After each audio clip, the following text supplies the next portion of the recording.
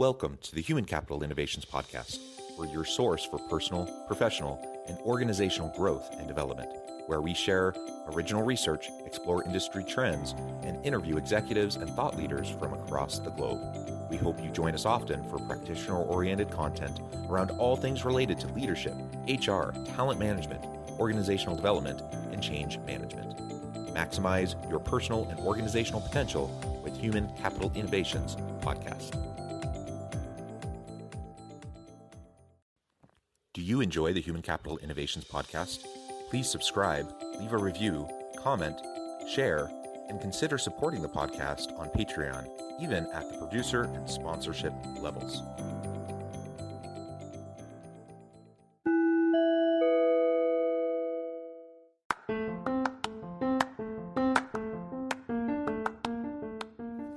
Welcome to the Human Capital Innovations Podcast. In this HCI Podcast episode, I talk with Becca Powers about the power of and, how replacing your ORS with and creates more expansion in your life.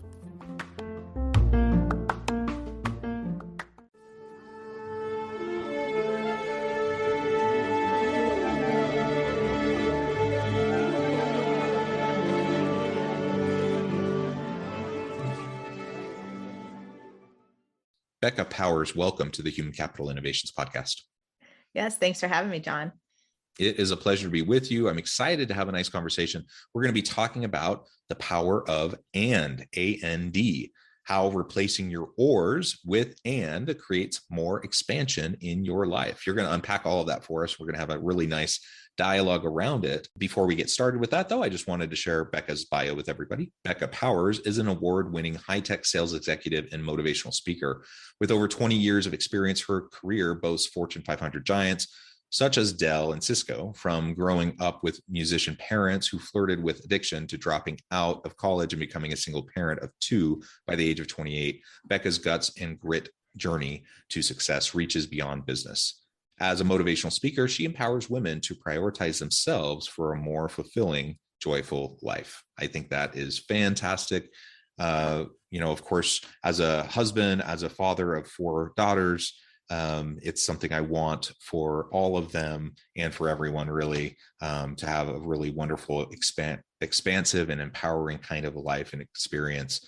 And I know that's, sometimes a challenge in a battle with some of the barriers put in place due to patriarchy and sexism in the workplace and those sorts of things. So you're doing a great work and important work, and it's a pleasure to be with you. Yeah. Anything else you would like to share about your background? I do like to share, especially since it's the power of and. So that when you open, there was a few titles there, but I like to really lean into the fact that I'm multifaceted, because I feel so much in times, especially if we're talking corporate, right? You have a lot of HR on here and a lot of corporate folks, leaders. And I identify so much with the leaders. I've spent over half my career in middle management. So when you're dedicated to a company, I think oftentimes you feel as though you can't be doing other things that give you fulfillment. Like everything's the business, everything's your people. And in essence, that for me personally, and now I've found for many others too, is the essential piece that drains them, is that there's no passion and other things going on. So I love to say that I work full time. I'm a sales executive at Cisco right now, a strategic sales lead. I am a writer. I have my own book that I recently written. I'm a motivational speaker. I'm a corporate consultant. I love focusing on employee engagement and employee empowerment and things like that. And before I started leaning into multiple things, and we can kind of just go into dialogue here, but before I started leaning into multiple things, I thought all of these other things that I'm doing had to wait till retirement or had to wait for another stage in life, because I was actively raising my kids too. And what I found is that's just a myth. And so we can kind of just open it up. What are your thoughts on that? Yeah, well, I appreciate that. And by the way, I'm assuming that's a poster behind you of your book, or you have the biggest book like physical The book biggest ever. book ever. Yes.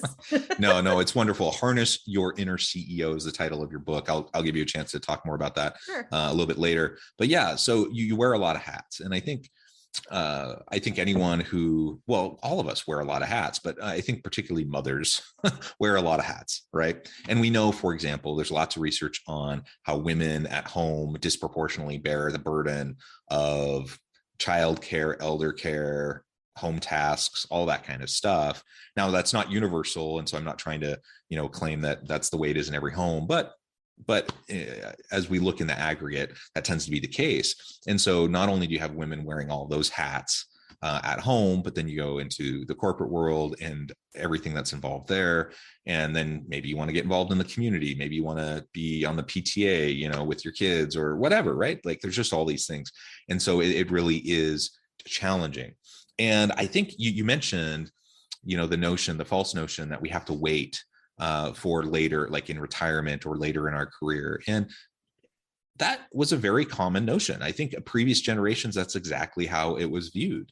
You either had separate and distinct roles, right? You had like these old-fashioned gender roles, or if you had someone, say a working woman in kind of this old mindset, like they would, have stages. They would have childbearing stage, and then they'd have career stage, and then they would have like this other stage later on in life.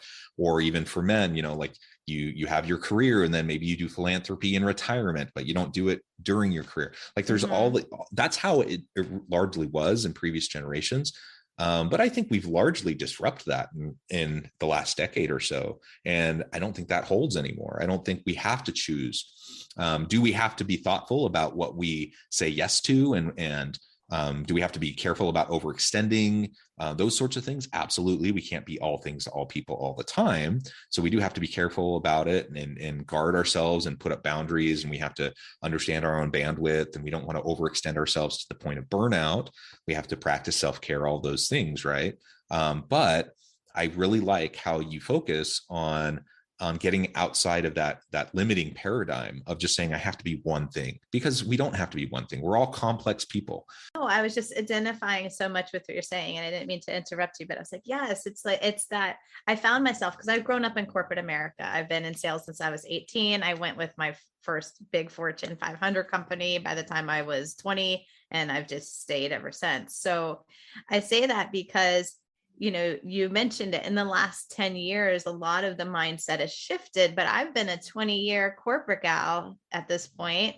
And so there's a lot of that conditioning that was on me. And I really felt for a long time, like I express my art through creative expression. So I like speaking, writing, I even like creating t-shirts and just all sorts of things. But I really, even some of my mentors at the time, if I'm rewinding back 8 to 10 years, was like, oh, those are things you can work on later in life.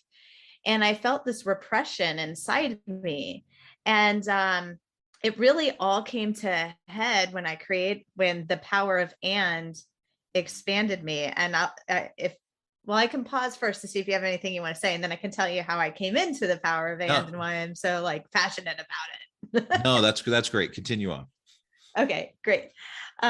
So I was a regional sales manager in a position. This is back probably about 2014. And I had signed up for a Kundalini yoga instructor course, which was 9 months long. And it was awesome and so transformative and just amazing. But it's like the opposite of corporate America. Like literally, yoga is probably the opposite of the corporate sales floor, right? So here I am as a sales leader, openly taking this yoga instructor course. It was 9 months long. And my corporate peers, sales management peers, and my executives were like, are you insane? Like, Becca, there is no way yoga is going to replace the income that you make here. And I felt like I had an out of body experience, because I'm like looking at them, like it never dawned on me that I was going to replace my career. Actually, I don't have any intentions of it replacing my career. It was just something that I liked. And then it's like the paradoxical, I love paradoxical energies. But so then I go to my yoga class, and I'm in with a whole different type of mindset and different type of people. And they're like, oh, I bet you can't wait to quit your corporate job. That must be like sucking your soul right out of you. I was like, actually, I kind of like sales, and I just like yoga too. and so I felt the pull between worlds. I literally felt like I was being pulled like this, like back and forth with both arms. And then I just decided, I'm like, well, I'm both. I am a corporate badass, and I'm a full in yogi. Like I'm in. And once I said that and like claimed that, and I felt expansion. Like I felt it from my heart center. I was like, whoa. And then I formed more ands. Like I can be a good mom and a full-time careered woman. I can do this and I can do that. And it just really built from there. But that's why I get so passionate about it. No, I think that's fantastic. And that passion is important. And just the realization that you don't have to choose, and that tension, right? And people on either side saying, well, you have to choose one or the other. Well, why? Why do we have to choose that?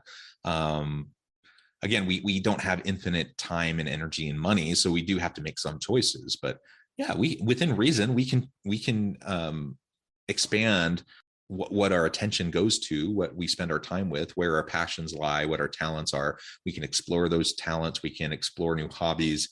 There's lots of things, and it doesn't mean we need to make money from it, right? We can explore new relationships. Like there's all these things, and just looking at, and that's why you focus on the power of and looking at and over or. This kind of false dichotomy. That's how I view it. Like there's this false dichotomy. Yes. We have to choose between two things when our whole life is messy. Our whole life is complicated, and everything's on a spectrum. And so we're always navigating that. And there's a tension there, and and it's challenging. No question about it. And sometimes we get the balance wrong, and sometimes we crash and burn, and all that's part of the journey, absolutely. I suppose. But I would hate to see someone completely limit their ability to have fulfilling aspects of their life just because they think they have to choose between a fulfilling career versus being a mom, for example. You don't have to choose. That's an artificial choice. Yes. that society has told us exists, but it's not real. And you brought up a point that makes me like think for the listeners to visually be able to see this. We wear a lot of metaphysical hats, like you were mentioning in the beginning. And what I had found before I gave myself this permission of is that while I was at work, I was wearing my work hat.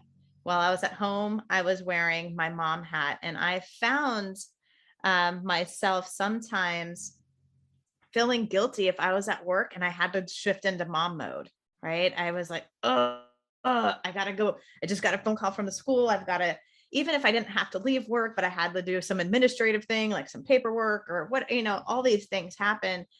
I wasn't very flexible with myself as far as what role I was in. And then once I gave myself once I leaned into the power of I was able to be at work and be a mom at the same time. I released the guilt. Like if I had to stop and do something mom related, like, guess what? I'm a mom, I don't have to feel bad about that. And that was very liberating.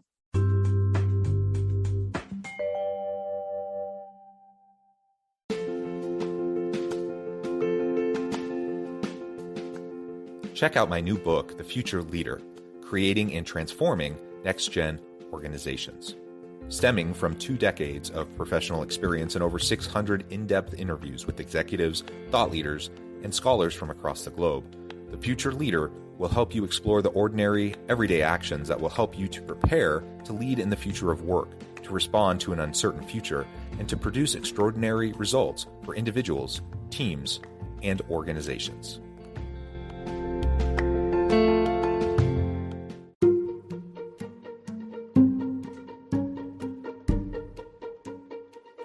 Welcome to the Human Capital Innovations Academy. Courses, micro-credentials, and certificates to upskill and reskill for the future of work.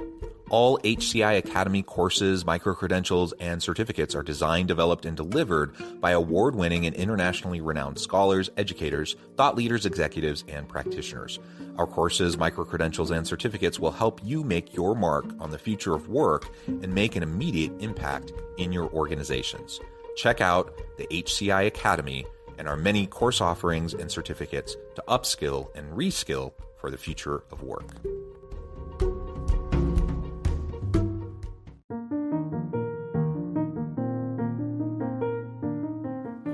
Check out our new weekly LinkedIn newsletter, Alchemizing Human Capital, exploring industry trends via original research and interviews with executives and thought leaders from across the globe. We look forward to having you join us.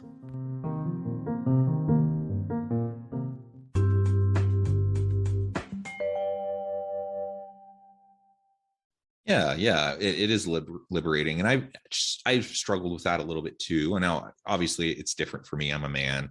I get that I don't have all the same pressures and strains, but I am. I consider myself a family man. I contribute a lot.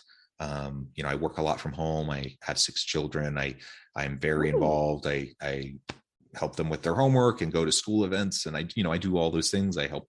I do things around the house all day long, I feel like I'm pretty darn involved, and I would go crazy if I felt like I had to feel guilty every time I got pulled in a different direction, because it happens all day, every day. Right. And I don't know, at some point my mind just flipped and I'm like, it's just the way it is. Like, I'm just going to, when I need to help the kids with something, I'm going to help the kids with something. My wife needs something, I'm going to help my wife with something. Work calls and I need to do something, even if it's 8 p.m., I can set up, reasonable boundaries, but sometimes you got to take that call at 8 p.m. and I'm not going to feel bad about it. And so, giving myself permission to just lean into all the different roles that I play has been liberating.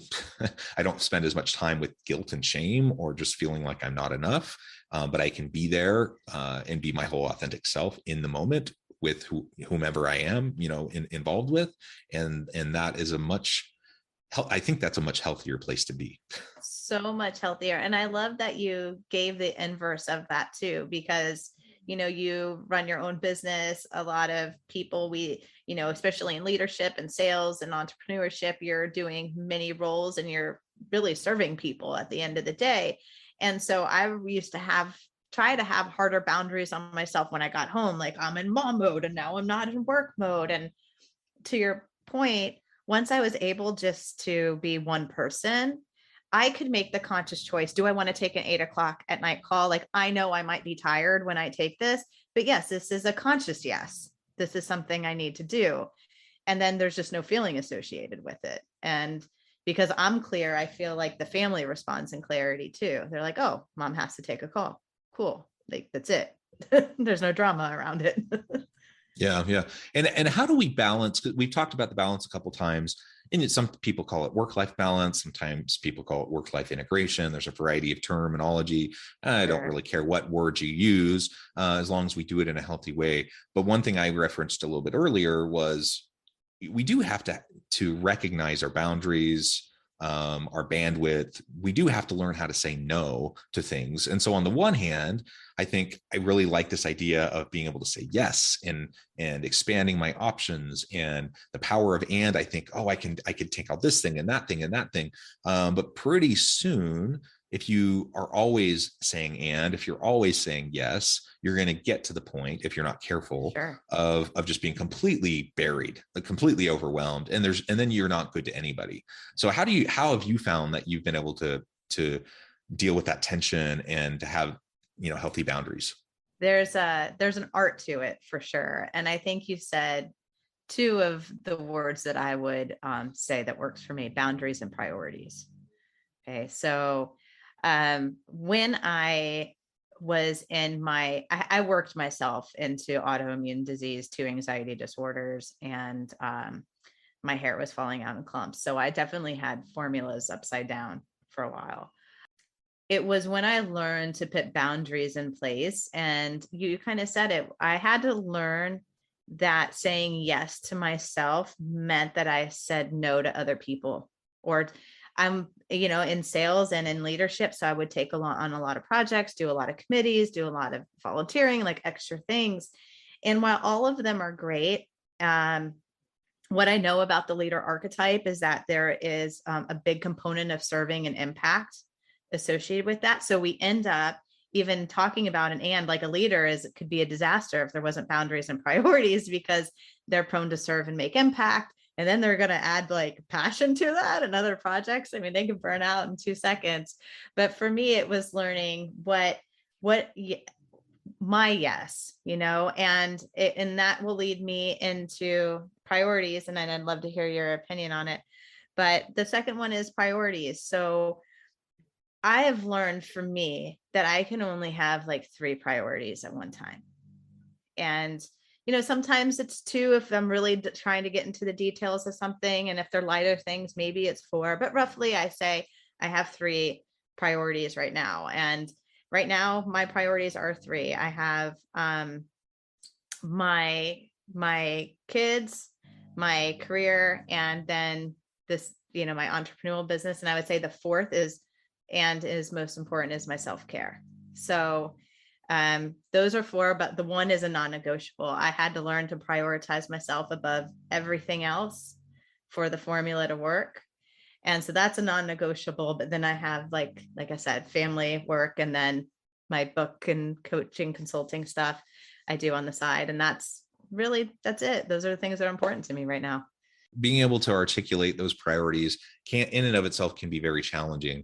We have to be very in tune with our values, and really what brings meaning and purpose to our lives. Now, in my life, my family is number 1. That's my number 1 priority. And that's very like crystal clear in my mind in terms of my values. And so that for me wasn't a hard thing, but that's for me, right? And other people have different calculus. They have different priorities and different values. So know yourself, practice the self-reflection, take the time to understand what's most important to you. And it's not like it's a spectrum. It's not an either or. And so my family can be my number 1 value, my number 1 priority. That doesn't mean I then can't also put focus and time towards my career or to serving the community or on and on and on, right? So just know that about yourself. And I think that sounds obvious, but it's tricky and it's hard because so much of what we think we value is not actually what we value. It's just what the world has told us we're supposed to value. It's the expectations and norms of those around us. And I think that's why so many people find themselves in a midlife crisis at some point in their life, where they just have this moment where they're just like, wait a minute, my life sucks. This isn't what I want at all.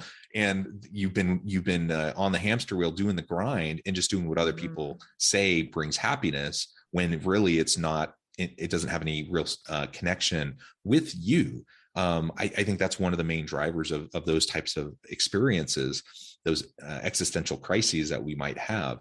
And so it's more challenging than we think. We have to practice the regular self-reflective practices, mindfulness, and really get in tune with who we are, what we're trying to accomplish, what we value most. And sometimes that means we're going to have to do things that maybe are different than what our parents think is best for us, or our families, or even what our profession says this is the right path for someone's career.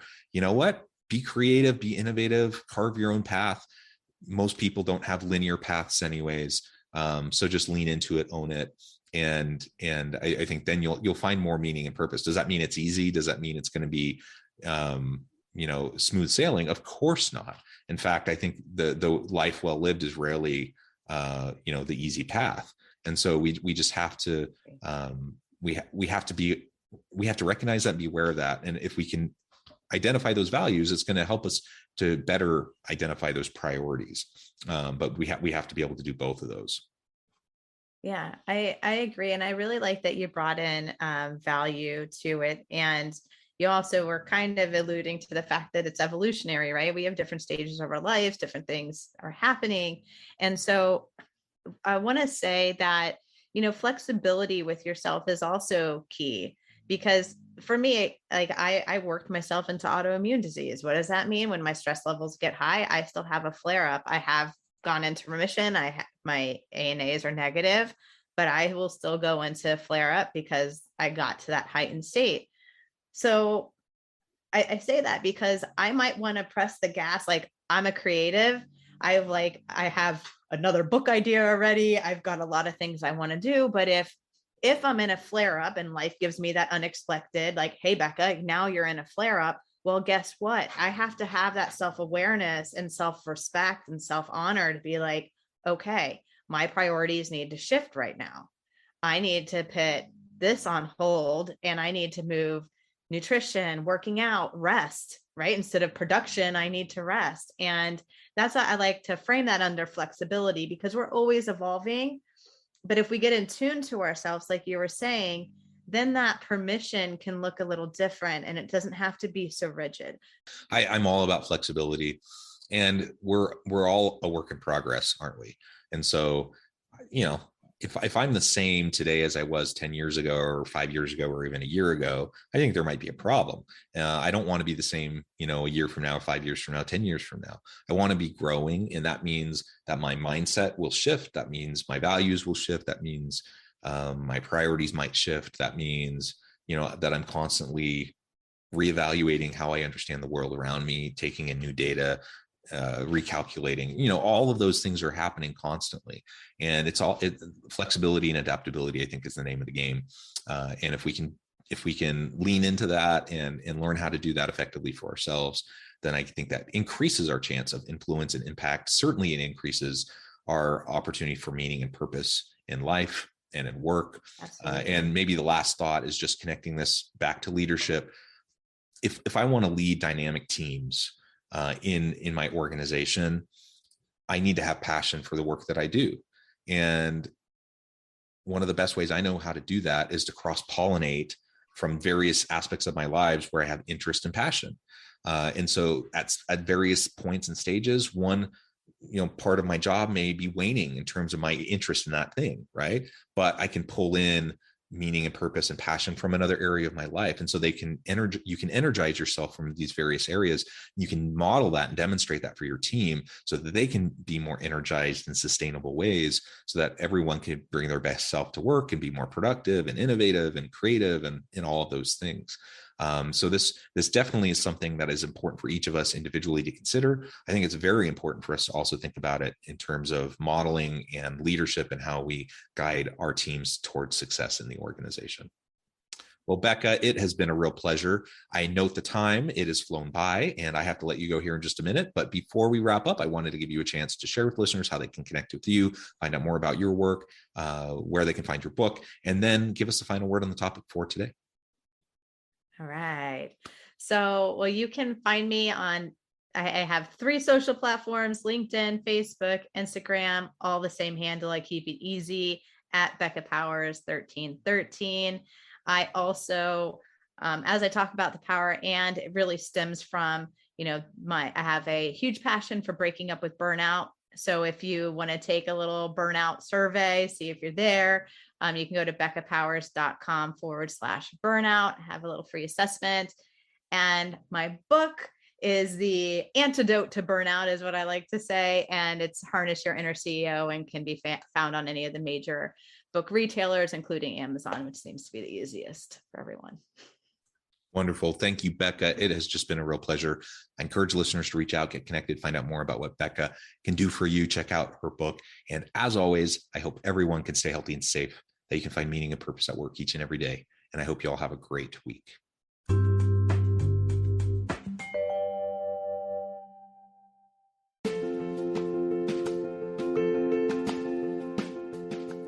Bluer Than Indigo Leadership, the journey of becoming a truly remarkable leader. Early in my adult life, I learned about an Asian proverb that translates as bluer than indigo.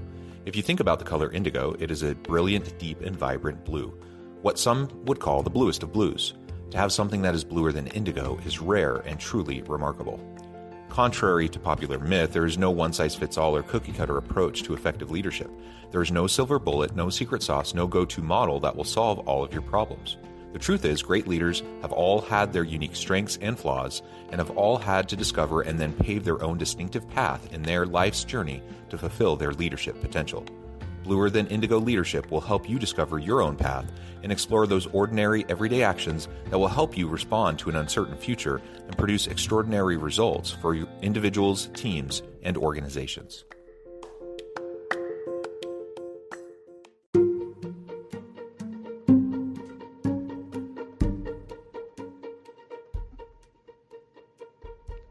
Check out Human Capital Innovations magazine, Human Capital Leadership. Human Capital Leadership is a free, interactive e-magazine with the mission to help individuals, leaders, and organizations find innovative approaches to maximize their human capital potential. We publish issues quarterly in August, November, February, and May. Take a look at the latest issue and let us know what you think.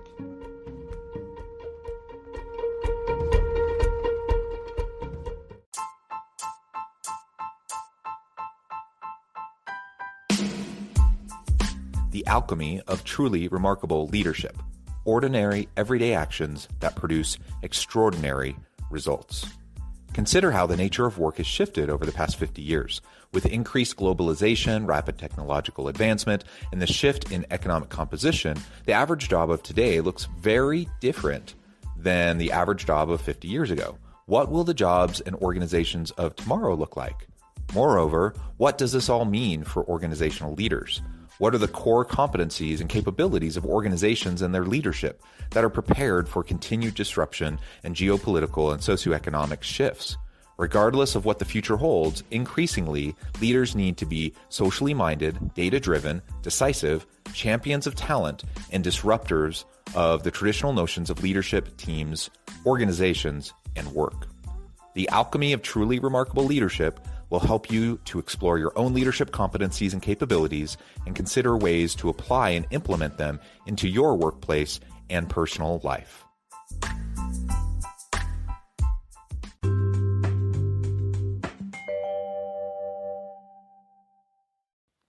Do you enjoy the Human Capital Innovations podcast? Please subscribe, leave a review, comment, share, and consider supporting the podcast on Patreon, even at the producer and sponsorship levels. Thanks again for joining us for this episode of the Human Capital Innovations podcast. I hope you stay healthy and safe and that you have a great week.